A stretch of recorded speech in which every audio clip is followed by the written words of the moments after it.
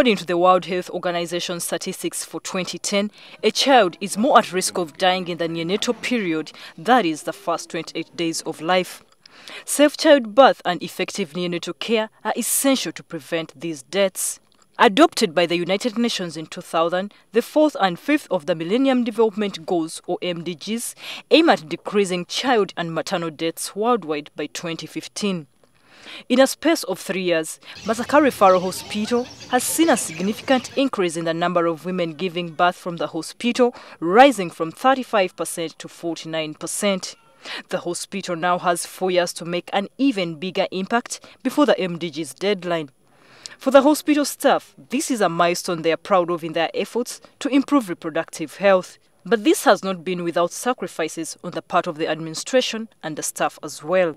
We saw a number of improvements, one in terms of infrastructural rehabilitation to restore it to functionality. And when this happened, the patient numbers increased. I could say we were victims of the success, of our own success. A good training of midwives and other health workers can help save hundreds of women and children's lives, and this has been top on the agenda of this hospital.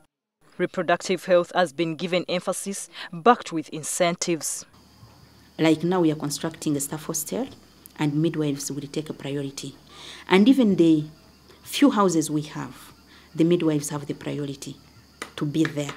The midwives, the anesthetists, and the lab guys. Because these are people who usually have to work within the to save the mothers.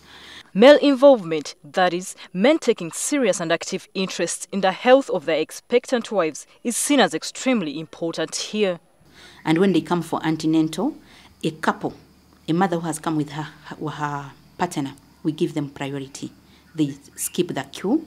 Because some condition needs to treat the partner. And sometimes you have to give to what we call a birth plan. A birth plan, you have to plan it sometimes with the husband. I have come to care for my wife. In most cases, these ladies need our help when in labor.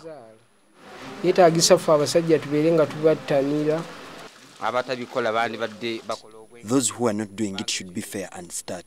To help the staff here appreciate the changing trends in reproductive health practices and have wider knowledge, Masaka Hospital is involved in exchange programs. Stein is a Dutch student. In her country, the fertility rate is 1 child or maximum of 2 per woman compared to Uganda's 7 children per woman, which is one of the highest in the world.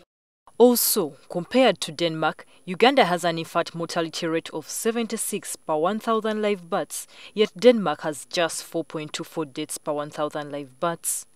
And maternal mortality is at 435 per 100,000, while Denmark registers only 5 deaths per 100,000 live births.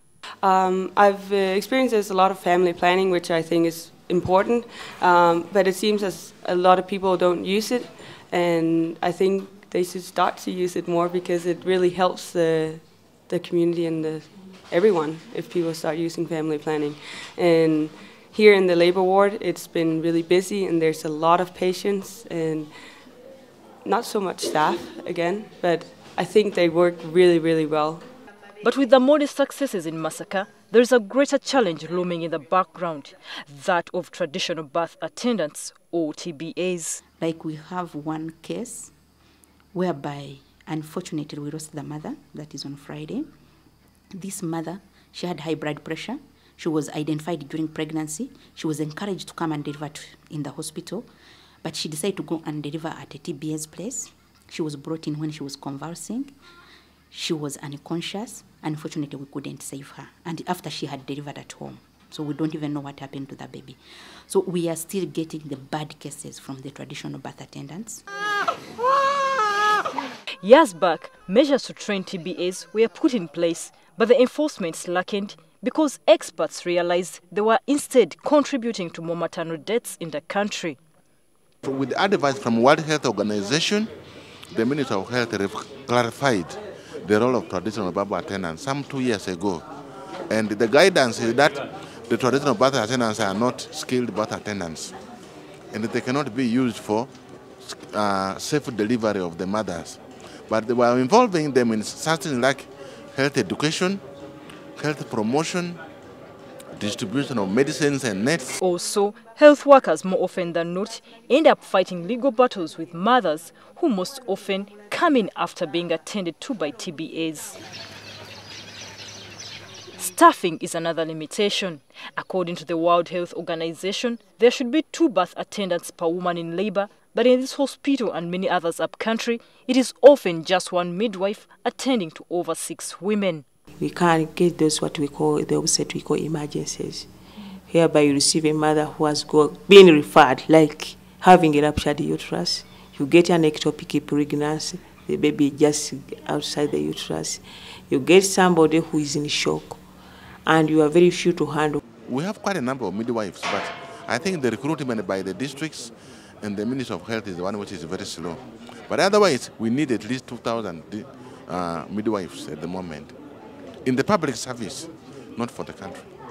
Prior to delivery, a mother can increase a child's chances of survival by attending regularly antenatal consultations, avoiding smoking and taking alcohol, and also immunizing the child against tetanus. If mothers faithfully follow these measures, Uganda could attain the Millennium Development Goals of reducing child mortality and also improving maternal health by 2015. Florence Nalimba, NTV.